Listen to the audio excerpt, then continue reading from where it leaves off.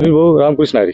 रामकृष्ण हरी. आपण आज ह्या ज्या प्लॉट मध्ये आहोत, हा तुमचा जो ऊसाचा प्लॉट आहे, तर अतिशय उत्कृष्ट तुम्ही आणलेला आहे आणि खरंच याकरता तुम्हाला म्हणजे मनापासून तुमचं अभिनंदन का तुम्ही हा एवढा भारी प्लॉट आणला. तर मला एक सांगा का ह्या प्लॉट चांगला आणण्यामागं, हा जो ऊसाचा प्लॉट चांगला आणण्यामागं तुम्ही काय काय केलंय नेमकं, याच्यामध्ये असं काय केलं तुम्ही का असं चांगला प्लॉट आला? कारण मी ज्यावेळेस सुरुवातीला बघितलं होतं त्यावेळेस प्लॉट असा नव्हता, आज खूपच वेगळा दिसतोय. तर काय नेमकं काय झालं? बापू, आपण नॅटोविंग कंपनीचं ड्रिप एक फोटोवरती 1 लिटर घेतला आपण आणि त्याला पाणी नेमकंच पाहिजे तेवढंच पाणी, रोज पाणी पडतं त्याला. खताचं बापू बेसल डोस माहीत नाही, त्याला काहीच माहीत नाही. पूर्ण वॉटर सोल्युबलवरती आपण ऊस आणला आतापर्यंत. पहिल्या शेवटी 19 1261, त्याच्यानंतर 05234 आलटून पलटून आपण ते आतापर्यंत त्याला ते सोडलं. अजूनपर्यंत याला वरून एकही दाणा टाकेल नाही आणि पाहिजे तेवढेच फुटवे आले त्याच्यामध्ये म्हणजे.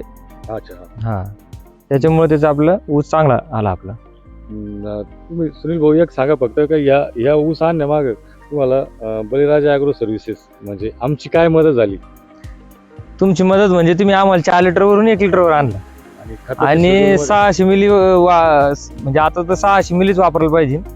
कारण आता आपण पहिले 1 लिटर मध्ये वापरलं तर खरोखर पाण्याची गरज लय कमी आहे जमिनीला. आपण जास्त पाणी देतो. तुम्ही बघू शकता पूर्ण प्लॉट आपलं 1 लिटर वरतीच, पूर्ण 8 एकर पूर्ण 1 लिटर वरती. आम्ही दिलेले जे फर्टिगेशनचे जे शेड्यूल होते त्याचा काही फायदा झाला का? त्याचा 100% फायदा झाला बापू. कारण की आपण त्याच्या पद्धतीनंच पूर्ण शेड्यूल टाकलेले आपण. हा, असं त्याच्यामुळे पूर्ण प्रत्येक महिन्याचे आपण एक दर 15 दिवसाला आपण शेड्यूल बदलतो. हा, एक दर 15 दिवसाला वेगळं, दर 15 दिवसाला वेगळं असं. अच्छा, म्हणजे समजा हे जे अशा प्रकारचं शेड्यूल जे आम्ही तुम्हाला दिलं होतं तसं जर हे शेड्यूल दुसऱ्या शेतकऱ्यांना जर दिलं, ठिबक सोबत जर त्यांनी त्याप्रमाणे आम्ही सांगितल्याप्रमाणे जर वापरले तर ते फायदेशीर राहू शकते. त्यांचं ड्रिप जर पहिले बदललं तर फायदेशीर राहू शकतं. अच्छा, कारण 4 लिटर मध्ये जास्त पाणी लागतं बापू. खत जास्त लागतं. 4 लिटर मध्ये कसं आहे, 1 घंट्यामध्ये 4 लिटर पाणी जाणार. तसे 1 घंट्यामध्ये 1 लिटर पाणी जाणार. तेवढं पाणी तेवढं खत दिवस वाढत त्याच्यामध्ये बापू. समजा आपण 3 किलो खत 4 लिटर मधून गायब होऊन जाणार आजच्या आज. तसंच ते 3 किलोच खत 2दा जर सोडलं गेलं ते 1 लिटर मधून 2दा सोडलं जातं. म्हणजे पाहिजे तेवढंच खत आता आज थोडं जाईन, 3-4 दिवसांनी थोडं जाईन, असं म्हणजे ते पिकाला लागू होतं. मग हे खत खाली चाललं जातं. हा, असं म्हणजे कमी डिस्चार्जचं फेस वाढतो आणि जास्त डिस्चार्जचं खाली फेस वाढतो. असं जमिनीत खाली जातं. तुम्ही बघू शकता हे आमचे खूप जवळचे मित्र पण आहेत.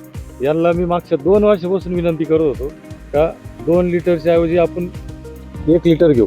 आधी ते 4 लिटर वापरायचे, त्याला बळजबरी 2 लिटरवर आणलं आणि विनंती करत होतो की 1 लिटरचं डिस्चार्ज नळी घेऊ, थोडंसं वापरू.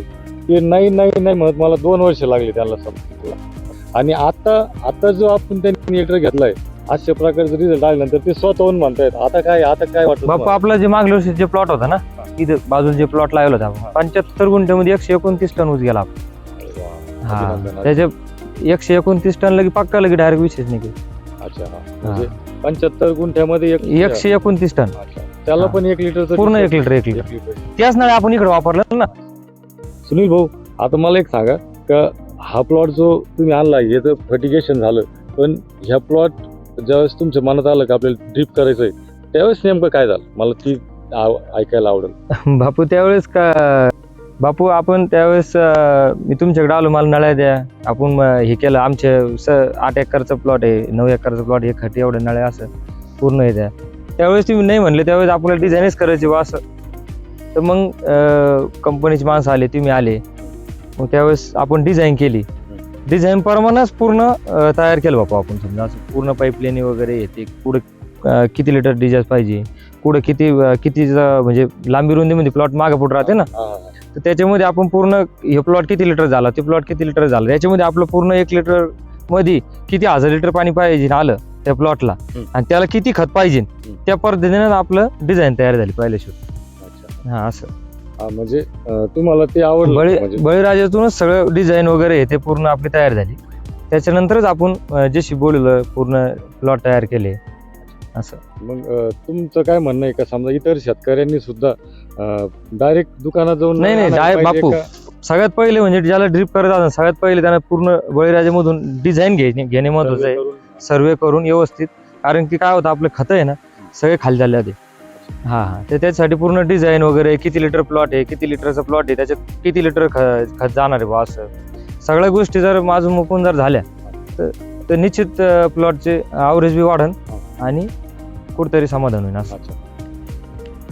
शेतकरी बंधूंनो तुम्ही बघू शकता सुनील भाऊचं मत काय आहे का. त्यांचं म्हणणं असं आहे की काहीही करा, ज्यावेळेस तुमचा निर्णय होतो ठिबक करायचा तर त्याला पहिलं सर्वे करून घ्या. 1 एकर असो किंवा 10 एकर असो किंवा 50 एकर असो, सर्वे करून घ्या योग्य आणि तज्ज्ञ माणसाकडून. आणि सर्वे झाल्यानंतर त्याचा प्रॉपर डिझाईन करून घ्या. सर्वेमध्ये फक्त आपल्याला असं वाटतं लांबी रुंदीच मोजल्या जाते, तसं त्यात नसतं. पूर्ण 1 लिटर पाणी आणि त्याचे किती लिटर मारणारी मोटर हे सगळं महत्वाचं आहे बापू सगळं. आणि तेवढं प्रेशर आलं पाहिजे, 3 kg दाब बी आला पाहिजे. उजूक आपली पाईपलाईन 2.5 इंची आहे का 2 इंची आहे का 3 इंची ते महत्वाचं आहे. कारण 2 इंची जर टाकली तर पाणी भेटत नाही, प्रेशर भेटत नाही. त्याच्यामुळं थोडं सगळं 3 इंचीमध्ये जर आलं आणि मेन पाईपलाईन 4 इंची टाकली, हे सगळ्या काही गोष्टी त्याच्यात छोटे आणि छोटे प्रॉब्लेम आहे. ही जर प्रश्न सॉल्व्ह झाले ना तर त्याचं 100% उत्पन्न वाढेल असं. बंधूंना तुम्ही एकच लक्षात ठेवा की आपल्याला सर्वे करायचा म्हणजे ठिबक करण्याकरता जो सर्वे करायचा असतो तो सर्वे करणं म्हणजे फक्त शेताची लांबी रुंदी मोजणं नव्हे, त्या शेताचं पाणी कुठून येतंय, पाणी किती खोलीहून येतंय, त्याची मोटर किती पाणी देते, तासाला किती पाणी त्याला मिळणार आहे, आपले जुन्या पाईपलाईन किती इंचीच्या आहेत, त्यांची वॉटर कॅरिंग कॅपॅसिटी किती आहे, हे सगळा विचार केला जातो आणि तेव्हाच आपल्याला डिझाईन तयार करता येतं. जनरली आज असं ट्रेंड आहे, शेतकरी काय करतात बाजारात जातात आणि कुठल्या तरी प्रकारची एक नळी घेऊन येतात आणि मग काय होतं की त्यांना ज्या प्रमाणात पाहिजे होतं त्या प्रमाणात त्या नफा मिळत नाही. कारण त्यांचे जे खतं पूर्वी वाया जात होते नंतर ठिबक केल्यानंतर पण वाया जात आहेत. आणि हे जे नुकसान होत आहे हे फक्त प्रत्येक शेतकऱ्यांनी लक्षात घेणं गरजेचं आहे शेतकरी.